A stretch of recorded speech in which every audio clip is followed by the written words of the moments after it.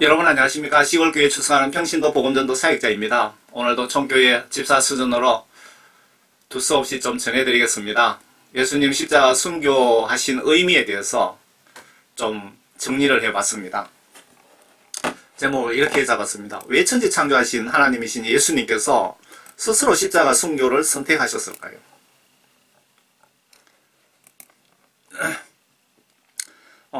먼저 예수님 십자가 순교하면은 떠오르는 사람이 존 칼빈이 먼저 떠오르더라고요. 이분이 예정론 교리를 만들었죠. 그리고 존 칼빈은 5대 교리를 만드신 분인데, 그 5대 교리가 내용을 하나하나 보면은 모두 반성경적입니다. 존 칼빈 그 5대 교리 때문에 얼마나 많은 사람들이 지옥으로 쏟아지는지 모릅니다. 여러분 그 유튜브에서 존 칼빈 지옥 간증이라고 치시면 한번 들어보시기 바랍니다. 칼빈이 그 예정론 5대 교리를 내가 만든 것이 아니고 내가 사탄인데 이용당했다. 그래서 나도 지옥에 있고 우리 마누라도 지옥에 있고 우리 애들도 지옥에 있다고 그렇게 간증을 합니다. 목사님들 설교하실 때 구원파적인 설교 절대 하시면 안 됩니다. 구원받지 못한 사람 앉혀놓고 당신은 구원받았다고 하나님이 선택하셨다고 잘못 설교하면은 회개를 못하게 하는 겁니다. 회개 필요성을 느끼지 못하게 하는 겁니다. 구원파적인 설교는 절대 지양하시기 바랍니다. 많은 영혼 지옥 보내는 설교가 구원파 설교입니다. 그 구원파 설교를 제가 직접 눈으로 보고 들은 부분을 제가 소개해 드릴게요.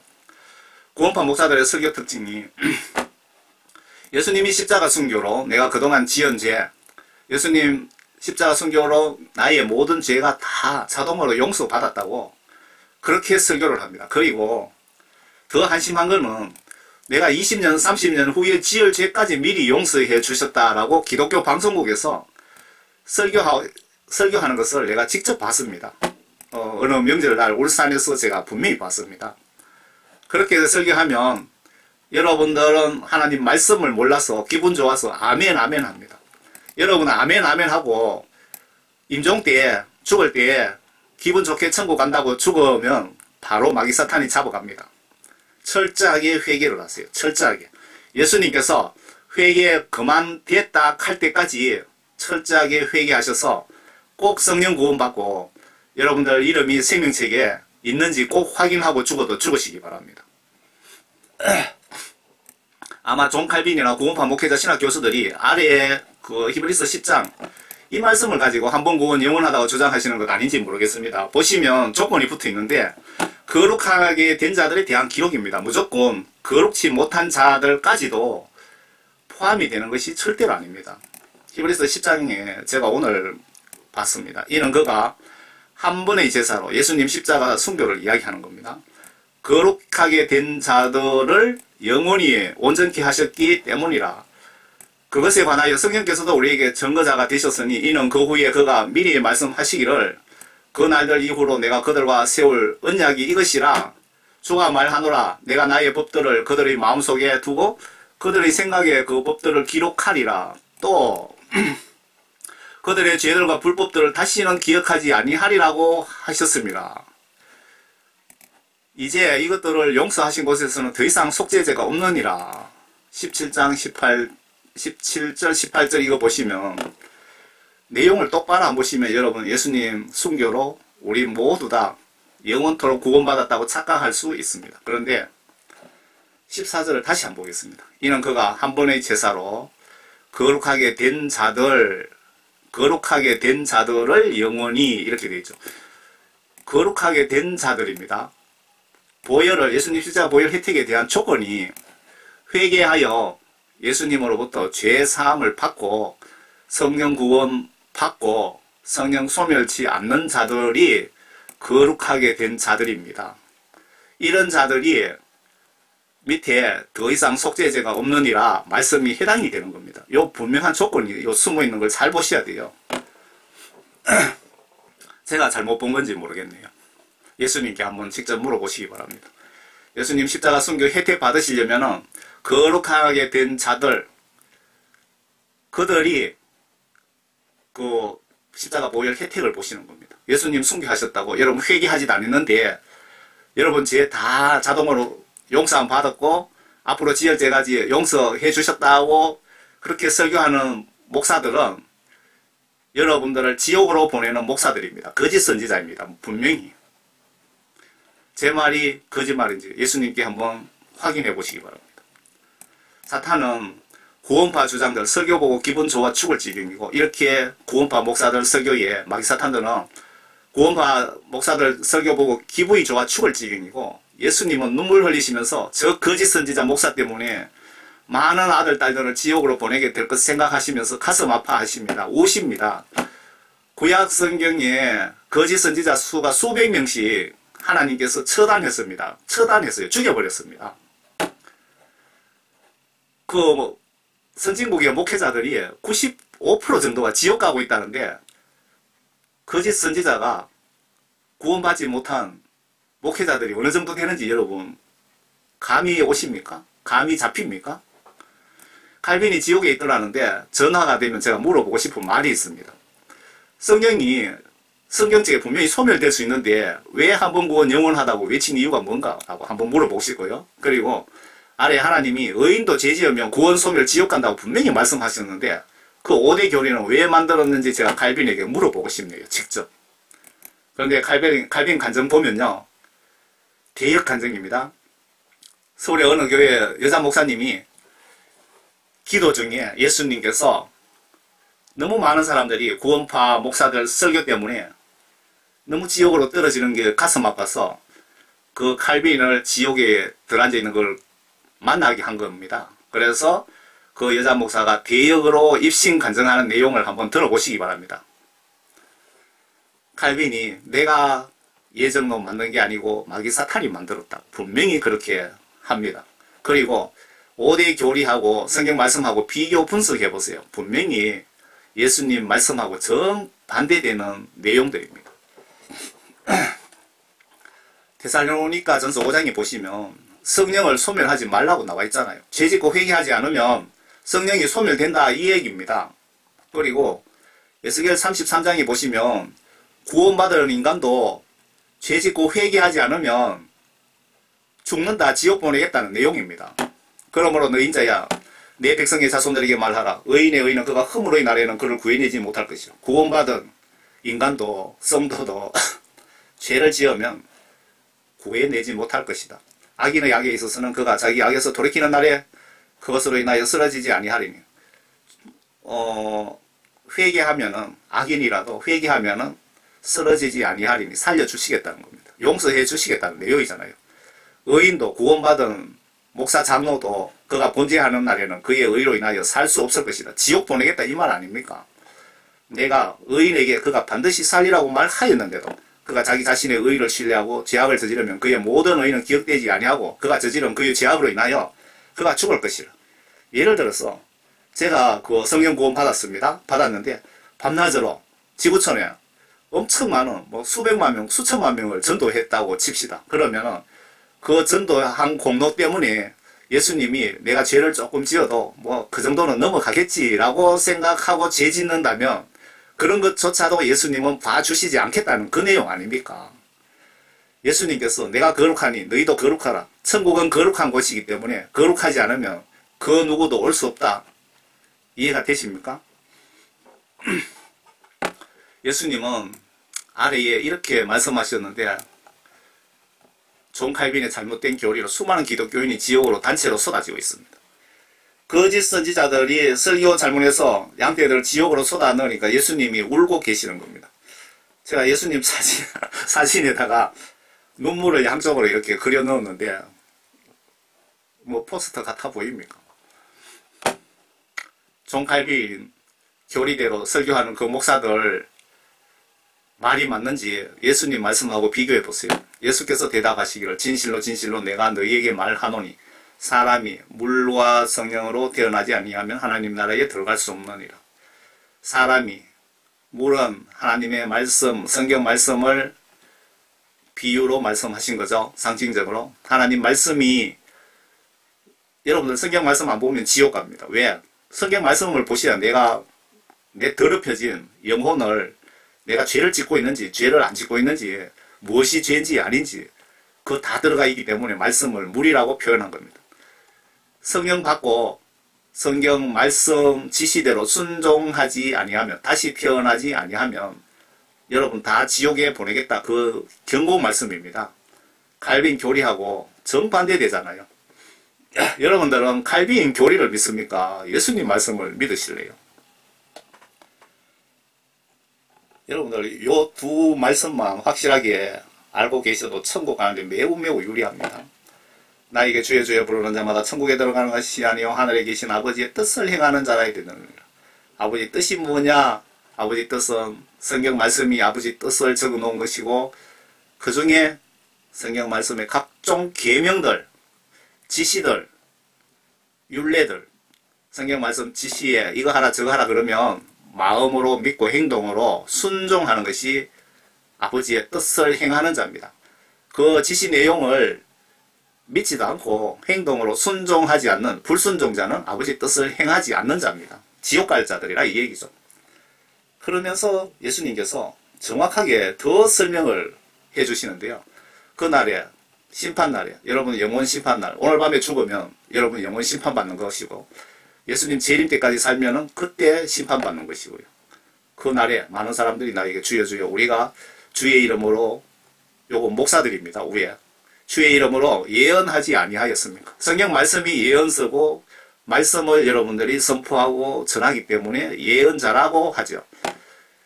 예수님의 이름으로 제가 일평생 동안 설교를 하고 했는데 왜 나를 지옥으로 보내십니까?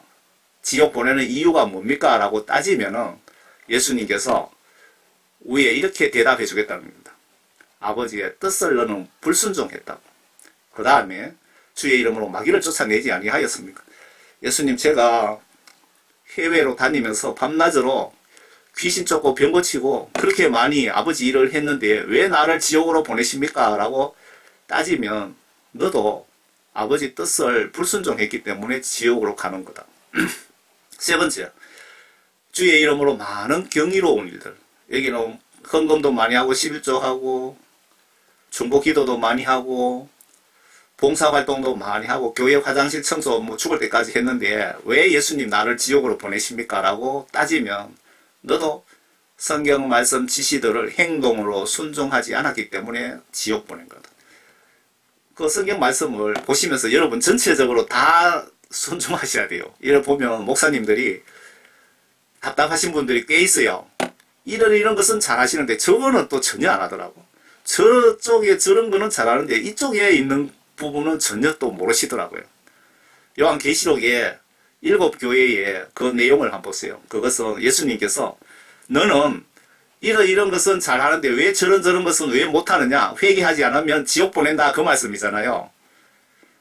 그러니까 교회 다니시면서 예수 믿으시면서 한 가지는 잘하는데 저거는 무시하면 여러분 그것도 지옥 갈지라 이 얘기입니다. 그래서 예수님께서 성령을 받으면 여러분들이 하나님의 지시를 직접 받을 수 있습니다. 성령 받고 성경 말씀을 보시면서 순종하시면 성령님이 여러분들을 천국으로 인도하실 겁니다. 구약시대에 하신 새언약 약속 지키시기 위해서 예수님이 십자가 순교한 목적 중에도 하나죠. 예수님 십자가 지신 순교 목적이 여러 가지가 있겠죠. 하나씩 생각나는 대로 한번 적어봤습니다. 히브리서 9장에 그때 내가 말씀드리기로 오 하나님이여 보소서 두루마리치게 나에 관하여 기록한 것과 같이 주의 뜻을 행하려고 내가 왔나이다 하였노라 하셨도다. 예수님 십자가 오신 목적이 주의 뜻을 행하려고 왔답니다. 주의 뜻을 행하려고 십자가를 지셨다는 뜻이기도 하죠. 이사야 7장에 보시면 제가 그 표시해 놓은 것만 읽어드릴게요. 시간 많이 걸리니까. 한 처녀가 임신하여 아들을 낳으리니 그의 이름을 임마누엘이라고 하리라 라고 이사야서에 예언이 되어 있죠. 9장에 이런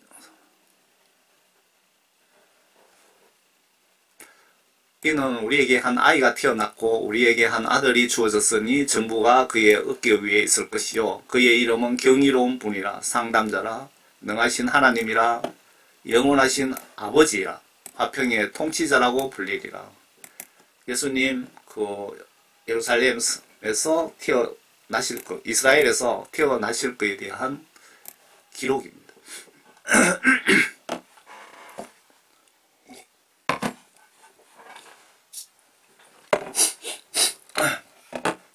십자가 지신 이유가 또 이사야 54장에 보시면요. 실로 그가 우리의 질고를 지고, 이 질고라는 것은 무슨 뜻이죠? 여러분, 우리의 뭐 각종 죄라든가 뭐 여러 가지 그런 것들이죠. 질고를 지고 우리의 슬픔을 지었는데도 우리는 그가 형벌을 받아 하나님께 맞으며 고난당한 줄로 생각하였도다. 번역이 이렇게 옳게.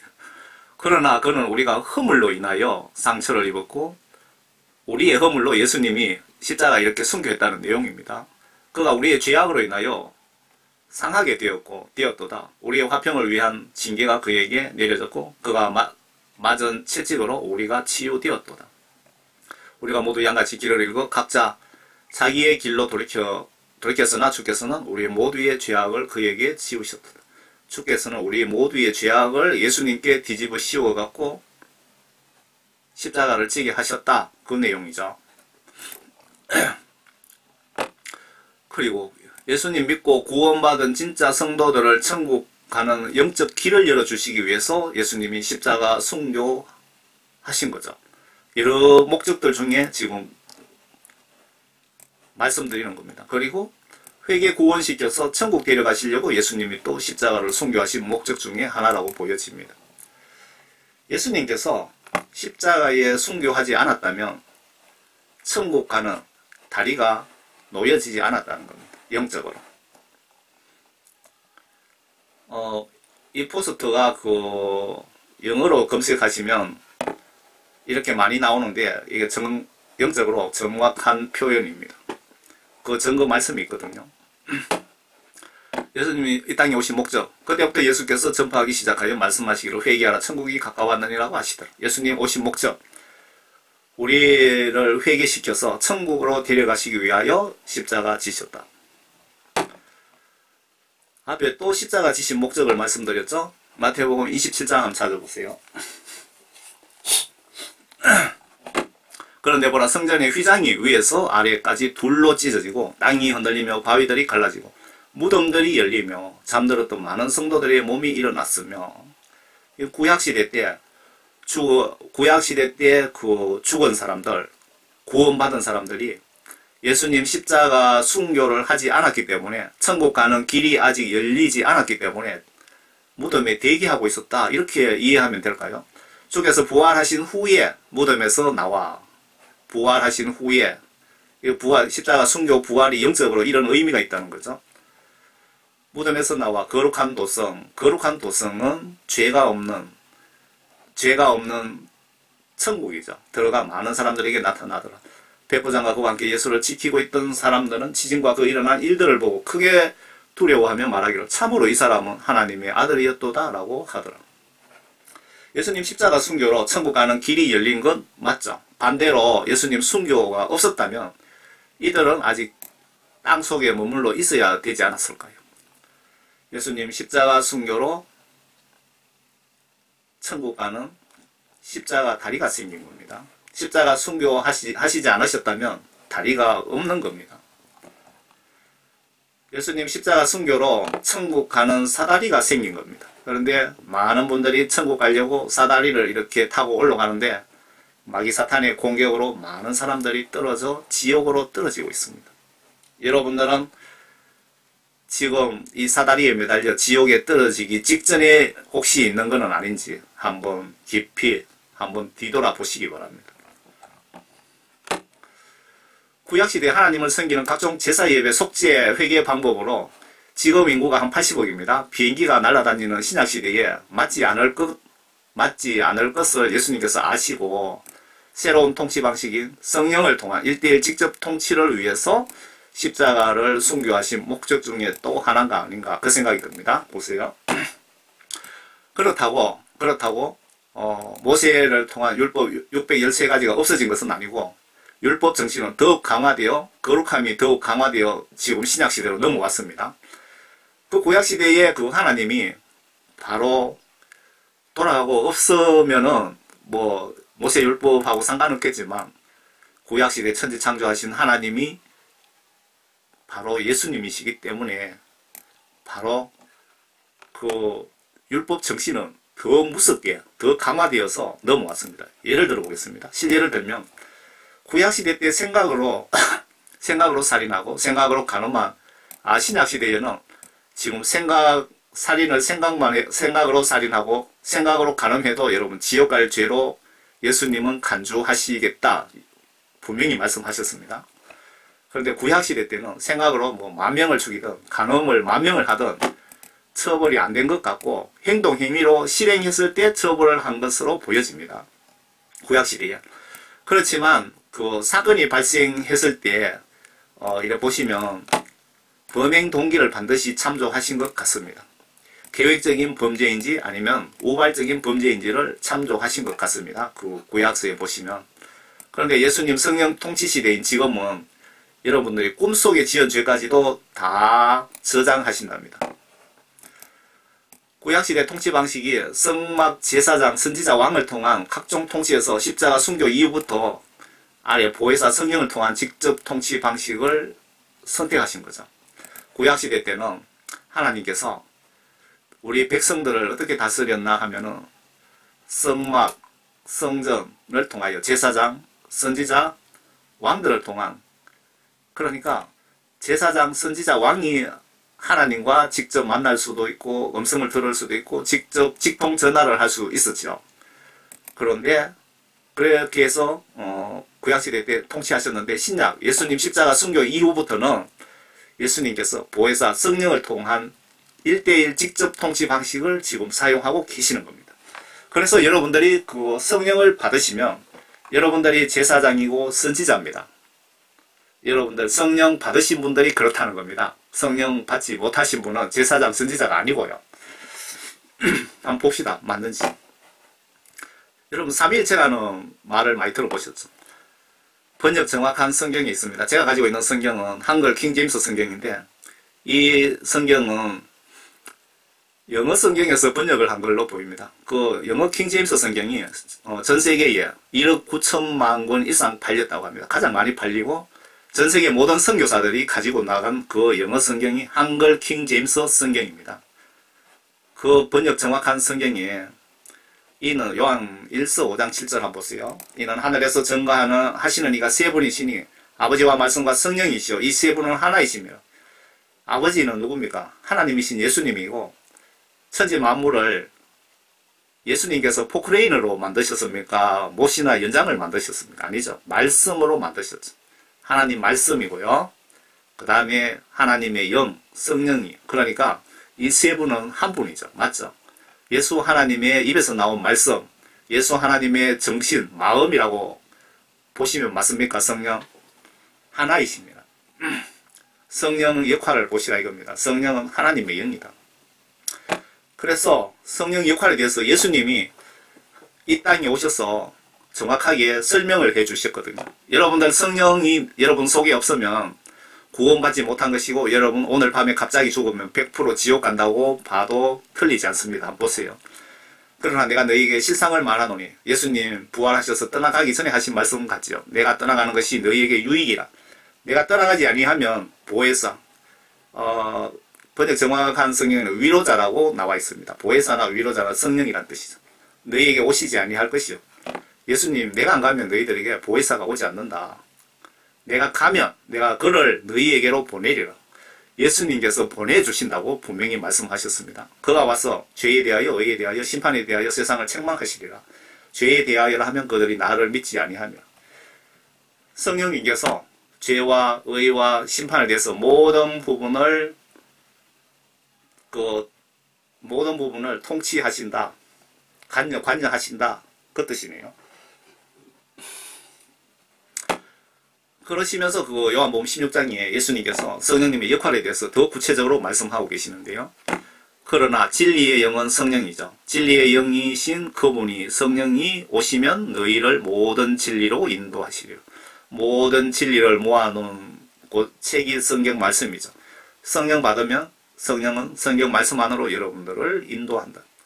여러분 성령 받았다면서 성경 말씀 보지도 않고 보려고 노력도 안 하면 여러분 가짜로 성령 받은 거하고 똑같습니다.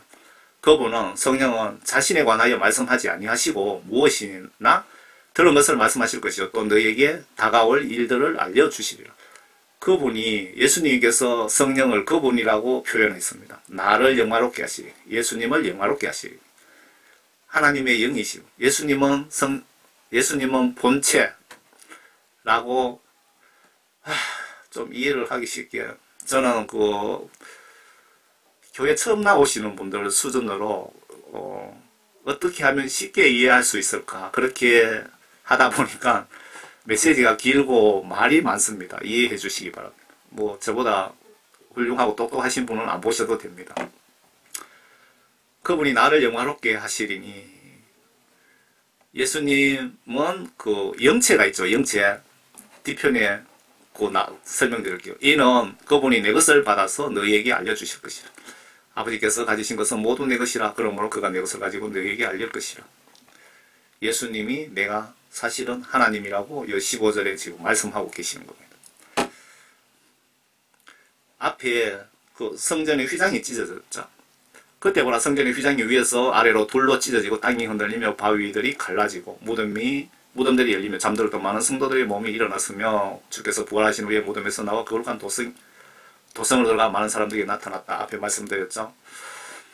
성전 휘장이 둘로 찢어진 것은 이제 옛날 방식으로 성전을 통한 제사 방식이 아닌 성령을 통한 1:1 직접 통치 방식으로 바꾸시기 위해서 예수님이 십자가 순교하셨다. 십자가 순교 의미 여러가지 중에 목적들 중에 또 한 가지라. 구약시대 성막 제사장 통치 방식이 성령을 통한 1:1 직접 통치 방식으로 바뀐 것입니다. 성전 성막 휘장을 찢으신 이유를 아시겠죠? 예수님 십자가 순교하시면서 이제 짐승 잡아서 죄 용서함 받고 제사 예배 드리는 거는 지금은 하지 않겠다. 새로운 방식을 택하시겠다. 새 언약을 실천하신 거죠. 아래 구약의 위기시대에 죄짓고 회개 용서받는 방법입니다. 한번 보시기 바랍니다. 이 방법을 지금도 시도하신다면 가축이 모자라서 여러분 회개를 못하고 다들 지옥 갈 것 같습니다. 예수님께서 1:1 성령 방식으로 안 하고 옛날 방식으로 지금도 우리가 예수님을 믿고 있다면, 그리고 절차상 옛날 짐승 잡고 이런 방식으로 하면 하루에 회개를 몇 사람밖에 처리하지 못합니다. 그래서 예수님께 신약에서 십자가 순교로 성령님 통한 직접 1:1 통치 방식을 선포하신 것 아닐까요? 이렇게 하시기 위해서 분명히 예수님께서 십자가를 반드시 지시고 피를 흘려야 되는 영적 절차상 그렇게 해야 된다는 것입니다. 저는 완전 산골에 살거든요. 뺑돌로 봐도 산속에 작은 동네에 살고 있습니다. 제가 몇 년 전에 겨울에 노루를 한 마리 잡아서 동네 사람들하고 갈라 먹었는데, 노루가 아니고 고란입니다. 흔해 빠졌습니다. 농작물을 엄청 절단냅니다. 잡아서 이래 뺏기고 각 뜨고 하는데 보면 1시간 정도 소요가 돼요. 그런데 만약에 이 구약시대 성막 제사 방식으로 장작에다 불을 태운다면, 번제를 드린다면 아마 몇 시간 걸릴 겁니다. 다 태워 제로 만들려면. 제가 말씀드리고 싶은 것은 구약시대에 이런 방식으로 제사를 지내면, 그리고 이 방식으로 나의 죄를 회개를 하게 된다면 하루에 몇 사람 못한다 이 얘기입니다. 그걸 말씀드려요. 여기 4장에 보시면 하나님께서 이렇게 하시는 목적은 구약시대 때 죄를 범치 못하게 하는 목적으로 보이며, 너희의 죄는 송아지처럼 죽어 각을 떠서 불태워져야 할 죽어 지옥 갈 중한죄라는 것을 인식시키시면서 하나님을 두려워하게 하시면서 거룩한 백성으로 회개 연단 정결하게 시켜서 영혼 구원시켜 주기 위한 목적 아닐까 생각됩니다. 한번 봅시다. 레위기 4장입니다. 1절에 주께서 모세에게 일러 말씀하시기를 이스라엘 자손에게 고하여 말하라. 만일 어떤 사람이 무지로 인하여 마땅히 해서는 안 되는 일에 관한 주의 명령들을 거역하여 그 중에 어떤 죄를 지으면 범죄하면 이렇게 할지어다 라고 하나님이신 예수님께서 지시를 하신 겁니다. 그러니까 지금 내가 범죄해서 회개를 하면, 예를 들어서 뭐 내가 한 사람을 죽였다, 내가 간음을 어떻게 하다가 걸렸다 그러면은 이렇게 하는 겁니다. 만일 기름 부음을 받은 제사장이 백성의 죄에 따른 죄를 지으면 그때는 그가 범한 자기 죄로 인하여 흠없는 어린 송아지를 가져와서 주께 속죄물로 드릴지어다. 내 대신에 송아지가 한 마리 죽어야 되는 겁니다. 그런데 단순하게 죽는 게 아니고 복잡합니다. 그 송아지를 주 앞에 회중의 성막문에 끌고 와서, 내가 끌고 가서 그 송아지 머리 위에 안수하고 주 앞에서 그 송아지를 잡을 것이요. 거기서 송아지를 직접 잡는 겁니다. 왜 그렇게 하실까요? 죄를 짓지 마라. 너 대신에 이렇게 송아지가 잔인하게 죽는다. 그렇게 해서 죄 짓지 않게 해서 그들을 영혼 구원을 위한 목적 아니겠습니까? 기름 부음 받은 제사장은 역할이 뭐냐? 그 수송아지의 피를 받아서 회중의 성막에 가져와서 손가락으로 그 피를 적셔 성소의 휘장 앞에 주 앞에서 7번 피를 뿌릴 것이며, 7번입니다. 절차가 있습니다. 또 그 제사장은 회중의 성막 안에 있는 주 앞 향제단의 뿔에 그 피에서 약간 바르고 그 송아지의 모든 피를 회중의 성막 문에 있는 번제단 밑에 쏟을지어다.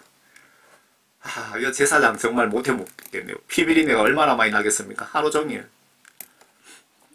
또 그는 속죄물로 드린 송아지의 모든 기름을 떼어낼지니 그 송아지 내장에 기름 여기저기 붙었는 거 다 골라내야 됩니다. 이렇게 송아지를 잡으면 몇 시간 걸립니다.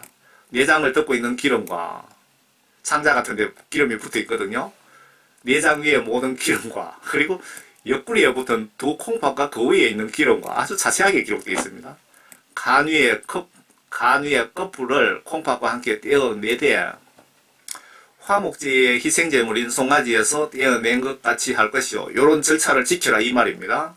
제사장은 번제단 위에서 그것들을 불사를 지어다. 이걸 옛날에 여러분 화장터에 가면은 뭐 1시간 좀 더 걸리는 것 같더라고요. 뭐 강력하게 가스로 화력 좋게 하니까 1시간 걸리는데, 한 사람 화장하는데, 이때 장작불로 여기 송아지 한 마리 태우면 사람보다 그 양이 많잖아요. 그러면 아마 한 서너 시간 넘게 안 걸리겠어요?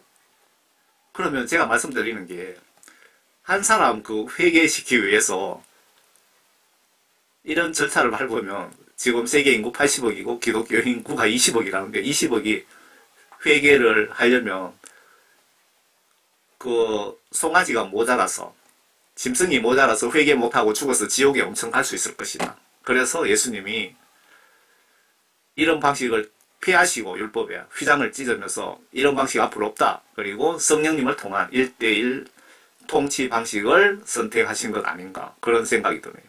그 수송아지의 가죽과 그 모든 고기와 그 머리와 그 다리와 그 내장과 그 똥, 즉 송아지 전체를 그는 진영 밖에 재버리는 곳인 깨끗한 곳으로 옮겨서 나무 위에서 불로 사르되, 여러분 깨서 불로 사르는 것이 아니고 연탄불도 아니고 나무로 사르되 재버리는 곳에서 그를 깨끗하게 태워야 된다, 그 뜻입니다.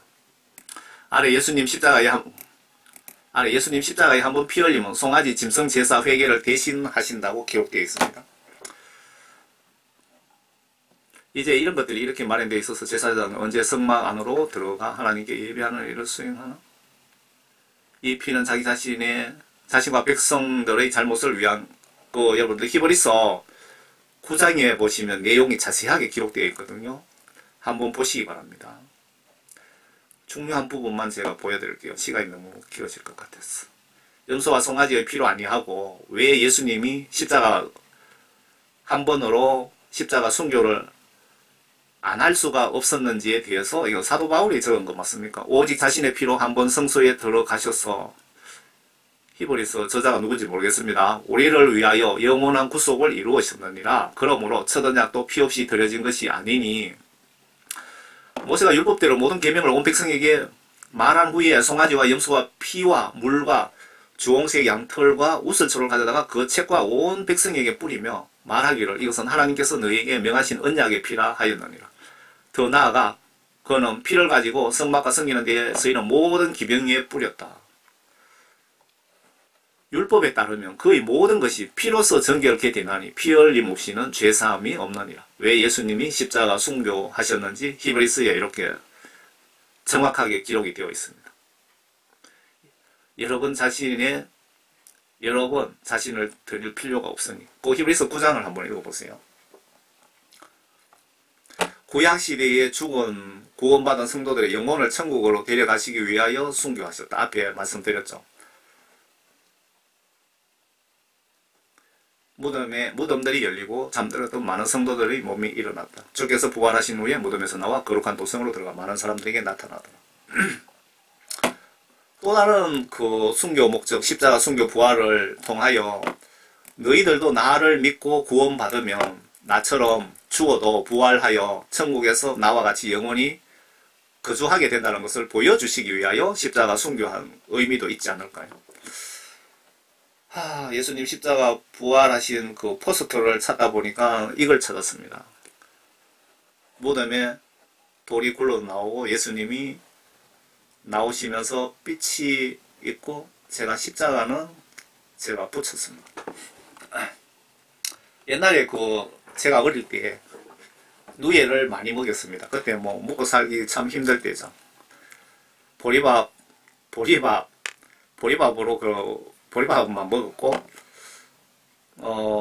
쌀밥은 제가 어릴 때 기억이, 우리 큰 집에 제사 지내면, 그때 제사밥이 쌀밥이었거든요. 그때 쌀밥 얻어먹으러 간 적이 있습니다. 어릴 때. 어린이 때.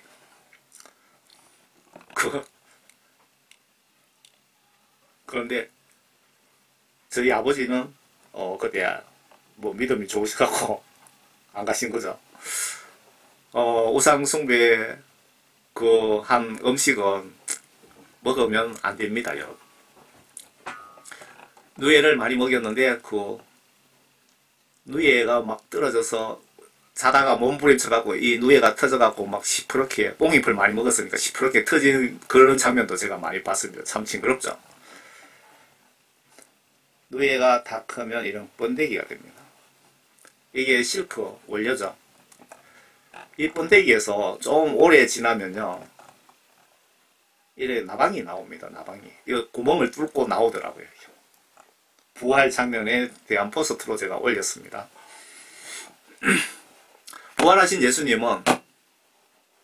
부활하신 예수님은 시공간을 날아다니십니다. 여러분 전설고향 보면 처녀 귀신이 칼을 물고 피를 흘리면서 문도 안 열고 벽으로 들어오잖아요. 전설고향 TV 보시면. 천국 아무리 멀어도 금방 가십니다. 부활하시면. 영혼은 죽지도 않고 시공간을 초월한다는 것은 들어보셨죠. 요한복음 20장에 예수께서 그에게 말씀하시기를 나를 만지지 마라. 내가 아직 내 아버지께로 올라가지 아니하였노라. 예수님께서 부활하시고 육체하고 영체하고는 좀 틀리겠죠. 거기에 대해서 자세한 기록이 없으니까 모르겠지만 예수님의 모습은 그대로 영체고 육체로 있을 때로 이렇게 시공간을 날아다니지는 않으셨잖아요. 자세한 거는 요한복음 20장 한번 읽어보세요. 제가 체크해 놓은 것만 보여드릴게요. 문들이 잠겨 있는데 예수님이 들어오신 겁니다. 부활하셔갖고 영체로. 그리고 너희에게 평강이 있으라고 하시더라. 이 말씀을 하신 후 주께서 그들에게 손과 옆구리를 보여주시면서 제자들을 보고 기뻐하더라. 예수님이 문도 안 열어놨는데 예수님이 들어오신 거예요. 그리고 제자들이 의아하겠죠. 그러니까 예수님이 손과 옆구리를 보여주시면서 내가 예수다. 내가 예수님이다. 라고 보여주신 겁니다.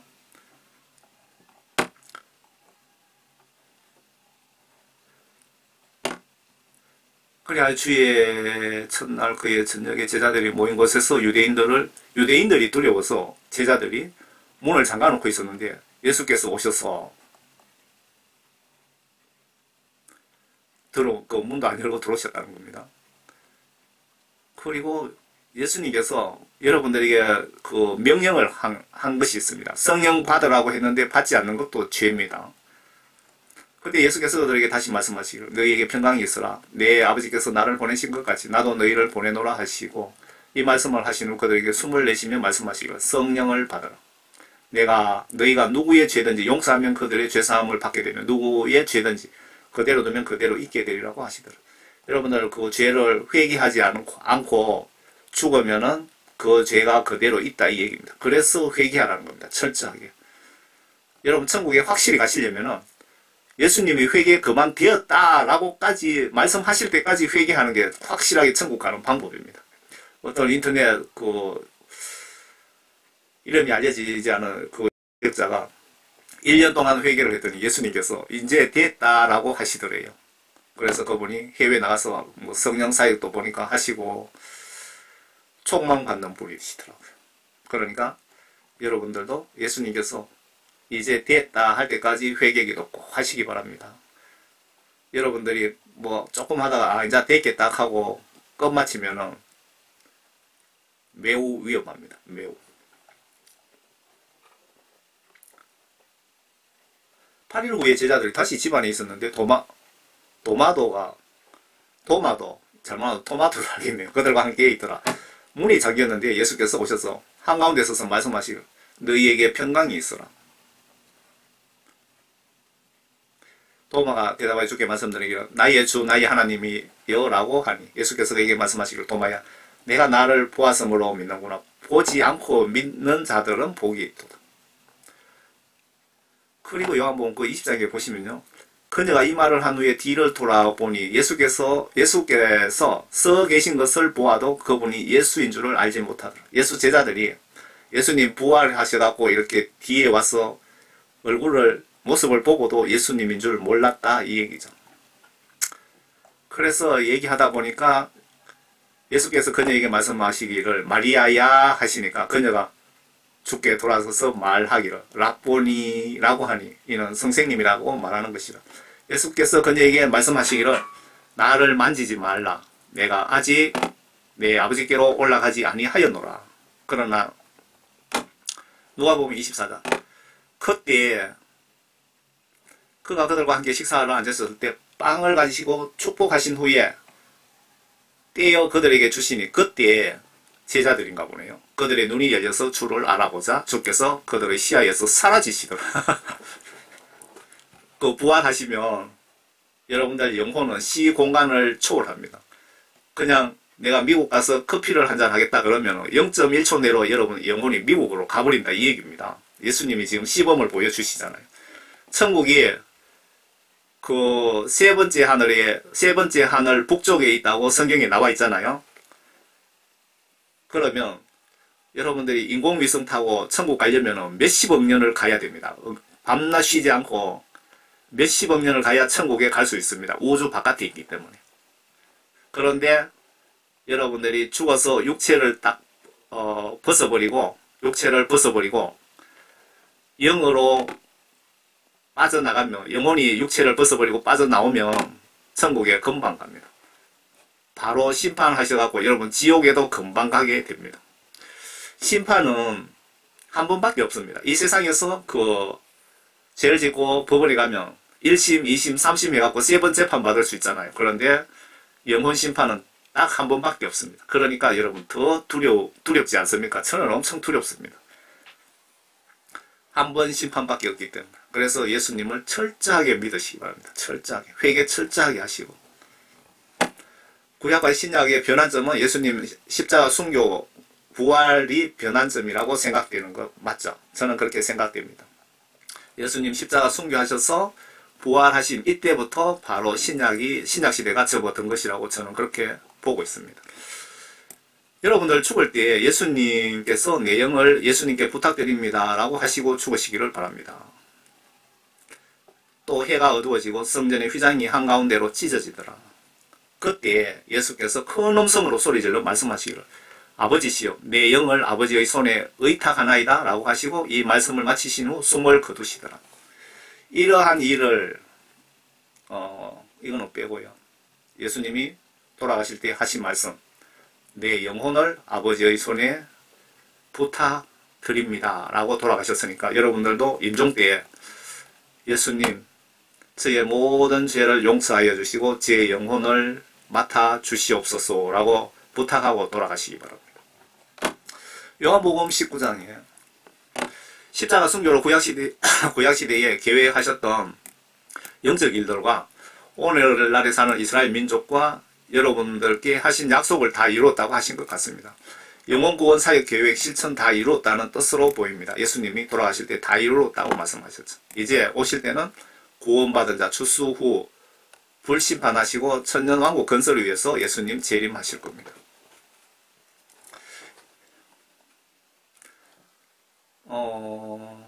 그때 예수께서 자기 모친과 사랑하는 제자가 곁에 서 있는 것을 보시고 자기 모친에게 말씀하시기를 여인이여 당신이 내 아들을 보소서 하시고 또 그 제자에게 말씀하시기를 내 어머니를 보라 하시더라. 그 시로부터 그 제자가 그 여인을 자기 집으로 모시고 가니라.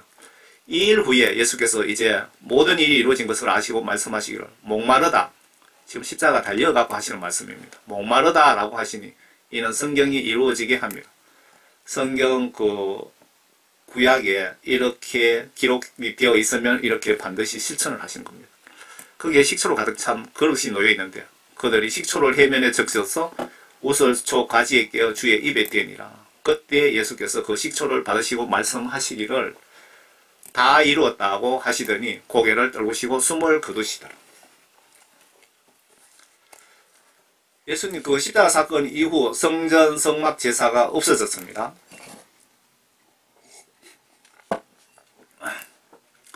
옛날 이 제사 방법을 사탄이 모방해서 지금 영광을 받고 있습니다. 유교, 불교 제사의식 모두 구약에서 따온 것입니다. 여러분들 무당들이 재수없다 소금 뿌려라 그 소리를 드라마에서 보셨죠. 구약 성경에 보시면 소금 뿌리는 것까지 다 기록되어 있습니다. 하나님 대신에 옛날 제사 지내는 방식을 마귀 사탄에게 요즘 불신자들이 이용하고 있죠.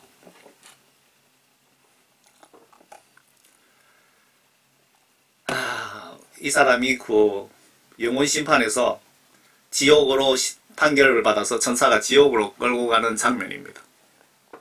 여러분들은 예수님을 올바로 똑바로 믿고 절대 이런 꼴 당하지 마시기 바랍니다. 한 분이라도 이렇게 되는 걸 막기 위해서 예수님께서 저 같은 무식한 사람을 사용하셔서 이렇게 복음을 전하게 하시고 계시는 것 아닐까요? 지옥을 만드신 목적이 뭐냐면요. 마태복음에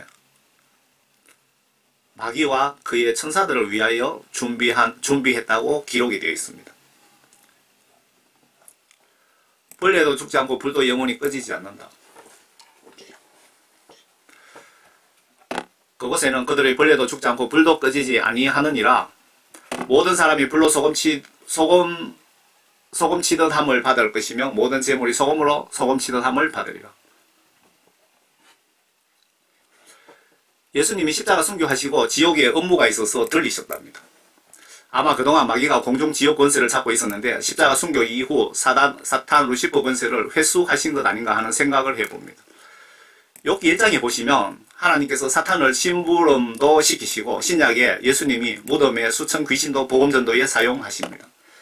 지옥 방문은 더 어떤 목적 권한 행사를 위해서 들리신 것 아닐까요? 에베소서 4장에 보시면 따라서 그가 올라가셨다는 것은 그가 땅의 더 낮은 부분들로 먼저 내려가셨다는 것이 아니고 무엇이냐? 내려가셨던 그가 모든 하늘들 위로 올라가신 바로 그분이니 그가 모든 것을 충만케 하려 함이라.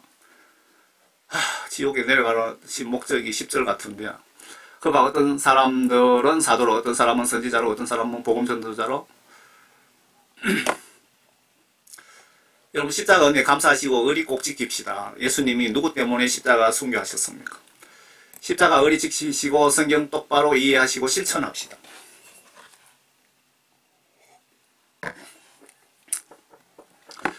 여러분, 천국에 가도 후회하고 지옥 가도 후회한다는 거 알고 계십니까? 천국 간 자는 왜 후회하느냐? 이럴 줄 알았으면 지금 수요일이니 교회 종소리 들립니까?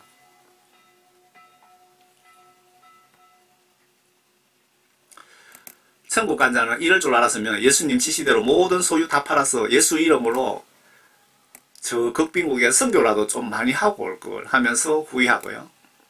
왜? 예수님께 투자한 만큼 천국 가면 그걸 수백 배, 수천 배로 보상받기 때문에. 그리고 지옥 간 자는 왜 후회하느냐? 지옥이 이렇게 진짜 있는 줄 알았다면, 이렇게 무서운 줄인 줄 알았다면, 지옥에 가석방도 없고 만기 출소도 없는 줄 알았다면 목숨 바쳐 성경 지시대로 예수 똑바로 믿을 걸 하면서 후회를 하는 거죠. 예수님 지옥 방문을 이 여성이 마귀 두목 루시퍼 영이 축사로 떠나고 예수님 지옥 방문을 영으로 본 것을 간증합니다. 제가 사역하면서 간증 같은 것도 이렇게 들으면서 성경 말씀과 이렇게 퍼즐이 맞는 부분이 있거든요. 아마 성령님께서 제게 보여주신 것 같아요.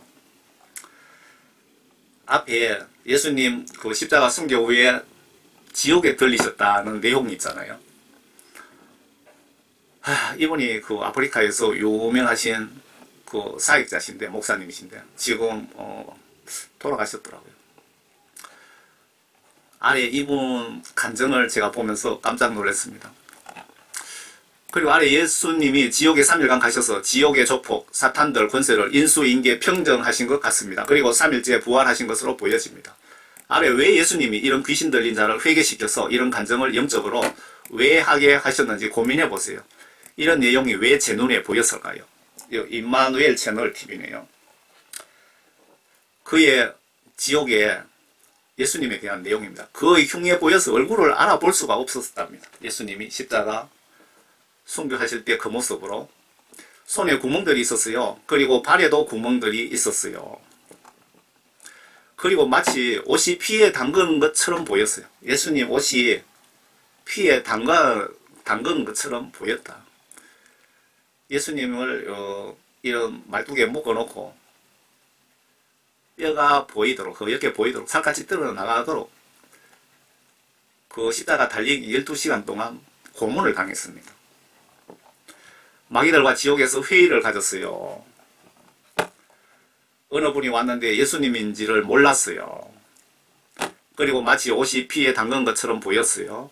심지어 마귀 사탄들조차도 예수님이 지옥에 오셨을 때 움직이지 못했어요. 꼼짝 못했대요. 그 자리에서 멈추기까지 했어요.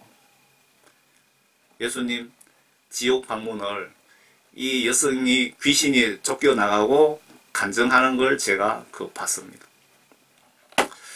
예수님 십자가 지신 목적들 중에 하나님과 우리 사이의 중보자 역할 위에, 그리고 크게 영혼 구원 사역 위에 오셨는데, 예수님 본인이 사실은 천지 만물 창조하시고 노아 홍수 심판하신 하나님이시면서 새 언약 약속 지키시려고 하나님 아들 신분으로 하나님과 인간 사이 중보자 역할을 위하여, 그리고 영혼 천국 지옥 영혼 심판 영의 세계 비밀 복음을 알려주시기 위하여, 그리고 구약시대 왕과 제사장 선지자를 통한 인간들 간접 통치 방식에서 1대1 하나님의 영을 통한 직접 통치 방식으로 바꾸시려고 이 땅에 오셔서 반드시 십자가 지시고 피 흘려 순교하셔서 영적으로 법상 모든 뜻을 이루시려고 오셔서 예언 약속대로 십자가를 지시고 실행하신 것으로 보여집니다. 이렇게 전체적으로 요약이 됩니다.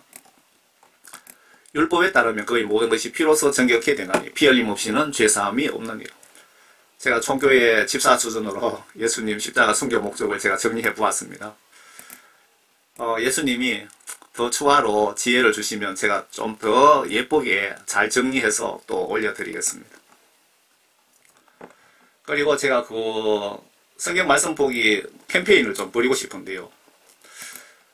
왜 성경을 안 보면 영적으로 매우 큰 문제가 생길까요? 성경은 1500년에 걸쳐서 40명 저자에 의해서 66권의 책으로 되어 있는데 한 권으로 기록이 했죠. 그런데 1500년에 걸쳐서 40명 기록이 퍼즐이 일치한다는 것은 하나님이 1500년간 진두지휘하셨다는 증거입니다. 내가 임종시에 성경 말씀으로 예수님은 나의 운명을 천국 지옥으로 딱 그냥 심판하십니다. 그렇기 때문에 성경 말씀을 꼭 보셔야 되고 안 보면 천국 가는 거 불가능합니다. 그리고 성경 말씀을 보셔야 내가 죄를 짓고 있는지 아닌지도 분별이 됩니다. 예수님 믿는다면서 기도도 안 하고 성경 말씀 안 보시는 것은 예수님을 무시하는 행위입니다. 범죄입니다. 영적으로. 그리고 성경을 봐야 그 속에 성과학을 회개하게 되고 회개를 하게 되고 내가 지금 인정하면 천국 갈 수 있는지 지옥 갈 수 있는지도 알 수 있고요. 역설적으로 성경 말씀 속에 지옥 가는 방법도 나와 있습니다. 그리고 성경 말씀 보셔야 예수님의 마음, 성품, 계획, 뜻을 알 수 있습니다. 하나님 말씀 보지 않으면 천국 가는 거 절대 불가능하고요. 그래서 반드시 보셔야 되고 성경 봐야 진짜 핵심은 성경이 하나님의 법, 천국, 지옥, 심판법입니다. 내가 죽는 순간 이 성경 말씀 기준으로 나를 심판하여 천국, 지옥으로 내 운명이 갈라집니다. 성경 보면서 회개하여 예수님께 제사함 받고 성령 구원 선물 받아 여러분 말씀대로 순종하셔서 물과 성령으로 거듭나서 모두 천국에서 만납시다. 저는 총교회의 집사입니다. 제가 그 번역 정확한 성경 말씀을 보면서 들을 수 있도록 그 밑에 댓글란에 이 네이버에 정리해서 올려놓은 걸 링크 걸어 드릴 테니까 좀 꼭 많이 보시고 이웃에게도 꼭 좀 전해주세요. 끝으로 모두 건강하시고 행복하시기를 바랍니다. 그 아프리카 그 간정에 보시면 기독교인들 한 분당 지금은 말세기 때문에 마귀사탄 4마리가 여러분들 임종 때까지 들어붙어서 지옥으로 데려오라는 마귀사탄 두목 루시퍼 지시받고 영적으로 지금 공작 중이니까 여러분 목에 칼이 들어와도 예수님에 대한 십자가 사랑 배신하지 마시고 모두 천국에서 꼭 만납시다. 감사합니다. 주님 안에서 행복하세요.